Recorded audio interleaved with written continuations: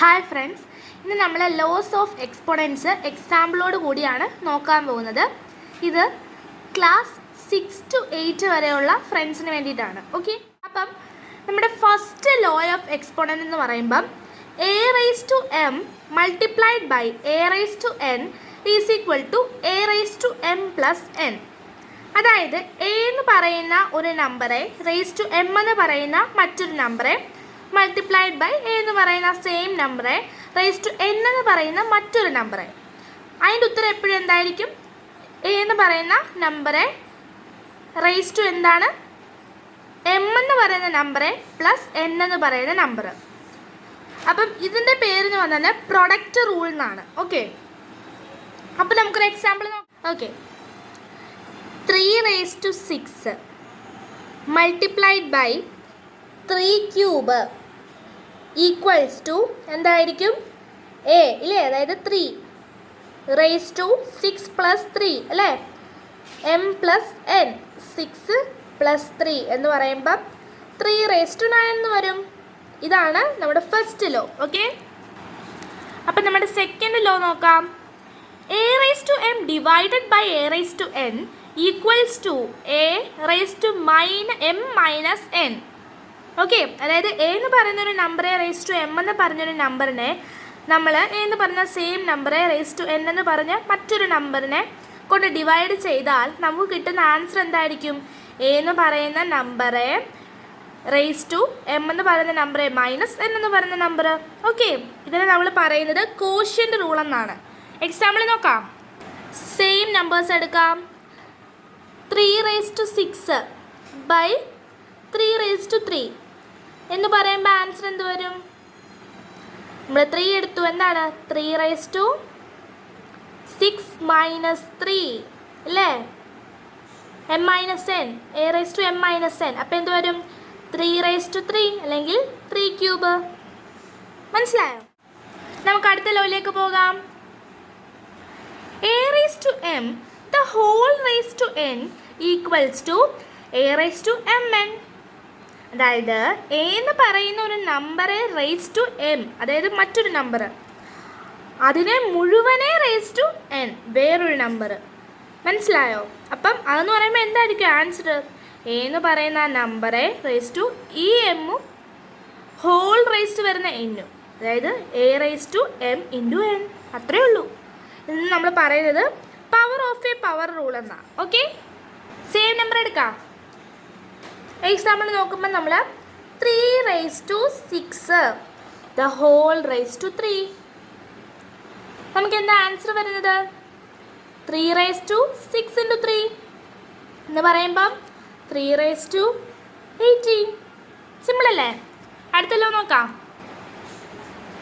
അപ്പം നമ്മുടെ മൂന്നാമത്തെ ലോ കഴിഞ്ഞിട്ടുള്ള നാലാമത്തെ ലോ എന്ന് പറയുമ്പം a raised to m multiplied by b raised to m equals to ab the whole raised to m എന്ന് പറയുമ്പം a raised to a എന്ന് പറഞ്ഞൊരു നമ്പറിനെ raised to m എന്ന് പറയുന്ന മറ്റൊരു നമ്പർ മൾട്ടിപ്ലൈഡ് ബൈ b എന്ന് പറയുന്ന വേറൊരു നമ്പറെ raised to m എന്ന് പറയുന്നത് സെയിം നമ്പർ.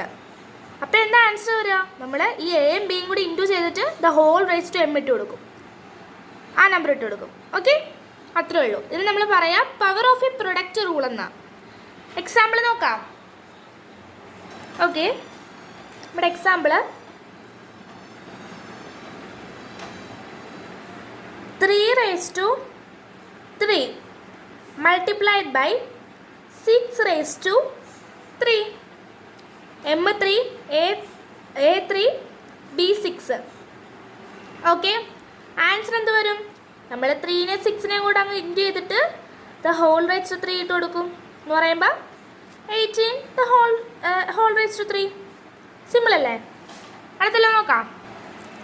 ഓക്കെ, അടുത്തത് a raise to m by b raise to m equals to a by b the whole raise to m. Same പോലത്തെ അല്ലേ? എന്താണ്? എ എന്ന് പറയുന്നൊരു നമ്പറിനെ നമ്മൾ എം എന്ന് പറയുന്നൊരു നമ്പറിനെ raise to, okay, by B എന്ന് പറയുന്ന ഒരു നമ്പർ ഈ സെയിം എം എന്ന് പറഞ്ഞ നമ്പർ റേസ് ടു എന്ന് പറയുമ്പോൾ എന്താ answer? A by b the whole raise to m. അതിലേ ഉള്ളൂ. രണ്ടിനൂടെ കൊടുത്തു. അപ്പം ഇതിനെ നമ്മൾ പറയുന്ന പേര് power of a quotient rule എന്നാണ്. ഓക്കെ ഓക്കെ അപ്പം നമുക്ക് സെയിം നമ്പർ എടുക്കാം. 3 ക്യൂബ് ഡിവൈഡഡ് ബൈ 6 ക്യൂബ് എന്ന് പറയുമ്പോൾ എന്താ, 3/6 നമ്മൾ കോമൺ എടുത്തിട്ട് ദ ഹോൾ ക്യൂബ് എന്ന് ഇട്ടു. നമുക്ക് കട്ട് ചെയ്യാൻ പറ്റൂല്ലേ. ഇത് 3യുടെ ടേബിളിൽ 2 ടൈംസ്, 3യുടെ ടേബിളിൽ ഫസ്റ്റ് ടൈം. അപ്പം 1/2 ദ ഹോൾ ക്യൂബ് എന്ന് വരും. സിമ്പിൾ അല്ലേ? അടുത്ത ക്വസ്റ്റ്യൻ നോക്കാം, അടുത്ത ലോ നോക്കാം. ഓക്കെ, അടുത്ത ലോ വളരെ സിമ്പിളാണ്.